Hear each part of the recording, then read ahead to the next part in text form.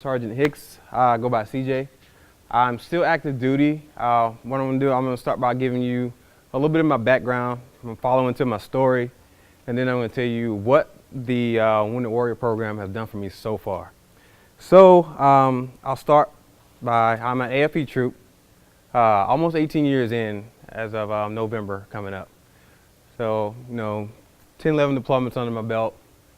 So I'm just going to take you right into my story. So actually, it's a special occasion. I have a good friend here that was actually with me when it all started, Sergeant K back here. So yeah, she took me, to the hospital, dropped me off a couple times. So it's might be a little taken back by my story. So okay, so I'm in the deed and get my workout on. Running every day, feeling good, like me. Never had any PT problems, nothing like that. So just out running. And one night, I go to the restroom. So just to let you know, it's gonna get graphic because that's some stuff we need to hear. A lot of people will ignore the symptoms, so I'm gonna tell you exactly what happened. So yeah, be prepared.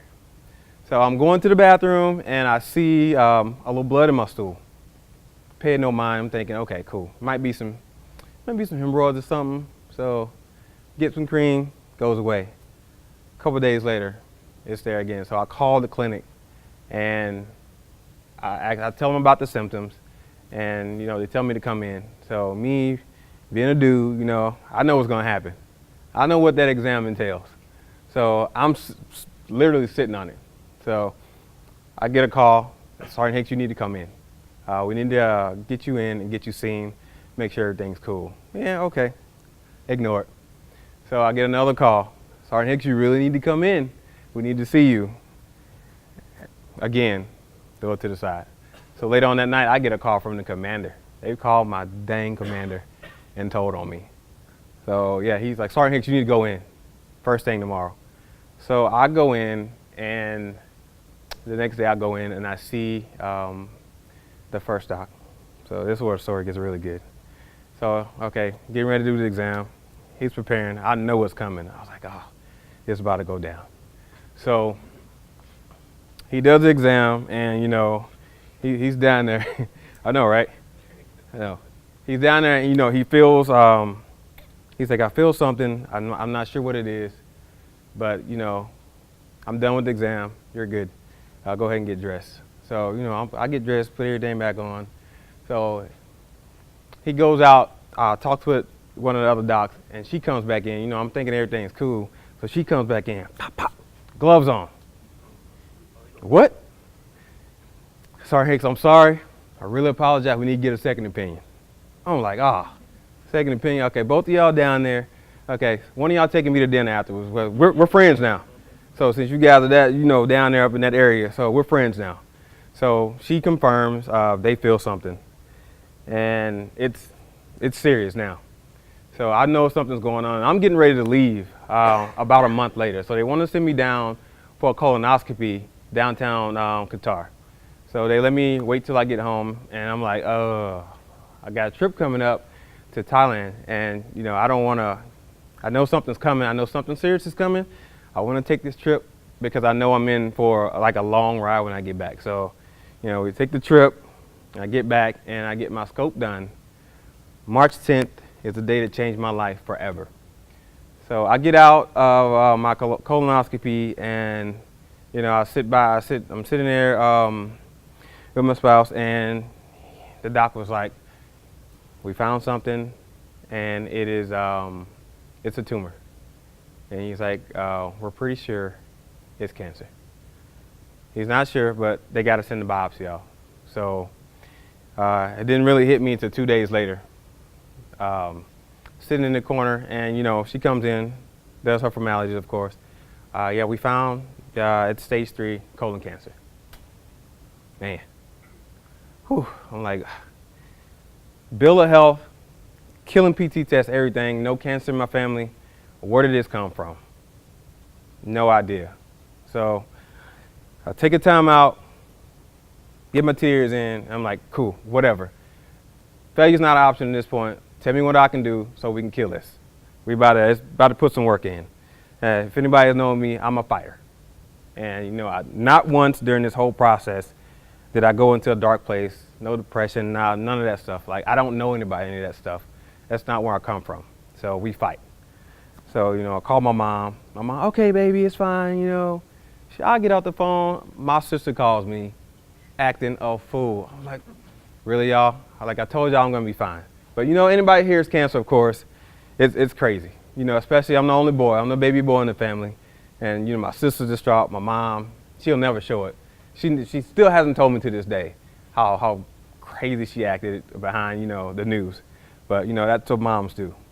So, all right, we get my plan in place. So the plan is chemo and radiation starting out from April 10th, May 17th. Did chemo radiation.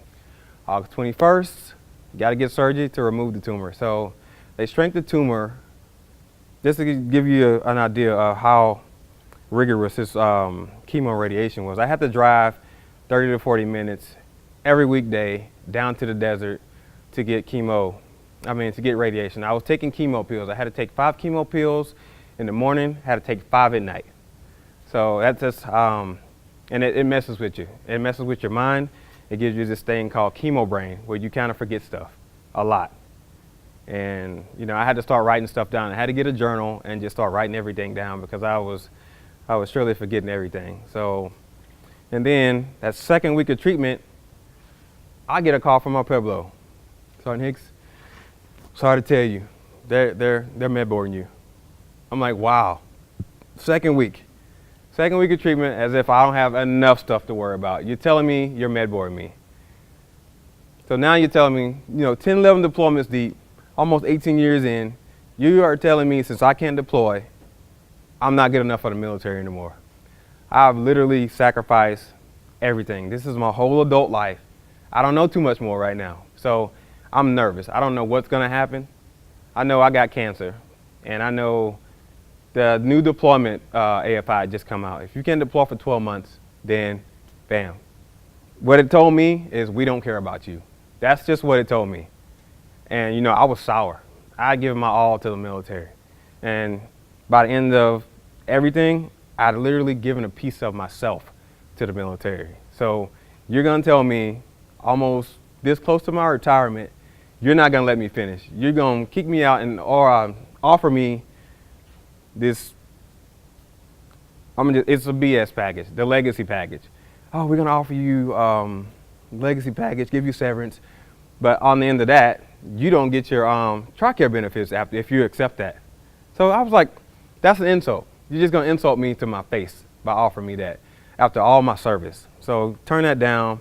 And I can say that I have some of the most amazing leadership that I've ever been under at that point. My commander fought for me.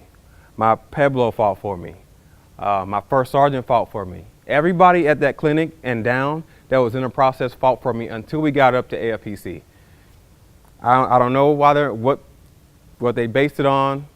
I guess they didn't care that I actually found the condition while I was deployed. I'm like, it just didn't make sense. So, okay, I get to surgery.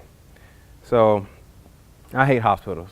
So I had the surgery, and that night they told me, if you walk 4 to 6 laps, you can get out of here. I walked about 8 laps that night, and that was after 4 or 5 hours of surgery and removing a piece of my colon. Like, dude, I got to get out of here. I got to get back. I got to get to the gym. So this whole time I'm working out. I'm not telling my doc because she told me to chill out, don't do nothing, don't work out, nothing. Nope, I'm in the gym playing in basketball tournaments. She has no idea. Like, doc, I gotta maintain some sort of normalcy. That's just what I do. I love working out and I love playing basketball. So when they say ball is life, bam, ball is life. So I use that. So I get to January 4th, last chemo treatment. I started taking the intravenous chemo by then. And I don't know if y'all know anything about that stuff. That stuff, it sucks. Like, everything tastes like metal. So my regime, I would get my drip for 2 hours and get some steroids, get some antibiotics in there, and I had to go home with a pump stuck in my chest for 46 hours. A dang pump. So I don't know, that does something to you psychologically. So you're listening to poison being pumped into your body, and it attacks everything. So, my fingers are cold, my toes are cold, you got the tingles, and it was about 12 degrees. So everything is intensified when you're on chemo. It sucks. So yes, sir. Do you do scaling in your hands? Sometimes hands and feet, and I still, even after being done in January, I still have some tingles in my feet, and sometimes my feet go numb in places. So it takes about 6 months for that chemo to get out of your system. When was it? When did I get done? When did you have your chemo? I had it from September the 8th to January 4th. My second round of chemo. I was taking chemo pills the first time. What year? What year? Last year. Wow. I literally just got done. I just found out I was in remission, full remission, February 4th. So, yeah, it's 2018 can go away. And, you know, June of that year, my assistant NCYC committed suicide. So that's just a compound onto the year I was already having, dealing with the med board, dealing with cancer, dealing with everything. So never let my spirit run. Like, don't know about all that stuff. I'm not going to the dark place. Nope, no thank you. I'm good on that. So I get done, and just now they tell me I got to do a med board again. And this time I don't get the results that I'm expecting. They tell me, you're not deployable. We're starting the med board process again. I was like, oh my goodness. So here we go. I'm in another fight. And this is where Air Force Wounded Warrior comes in to the equation. I'd already been speaking to my RCC, Mr. Snyder, amazing guy. They'd put me in touch with some very good people. And I saw the emails for the care programs and stuff like that. And, you know, as y'all know me by now and telling my story, I'll sit on stuff. I throw it to the side. So I ignore the first couple emails. So Mr. Snyder calls me and tells me that you really need to go talk to these people. It's some really good people. So me being, right now, I'm in the med board process, starting again. So I was nervous for the future. I didn't know what the future held. So speaking with the Wounded Warrior people, it's been such an amazing process. They've given me hope to go into life after the military. Now, I mean, I definitely want to finish out my 2 years and get what I'm owed. Give me that at least. I want to get what I'm owed, and now they've given me the confidence that they're going to give me the tools to ride off into the sunset and give me the tools that I need to be successful in life after the military.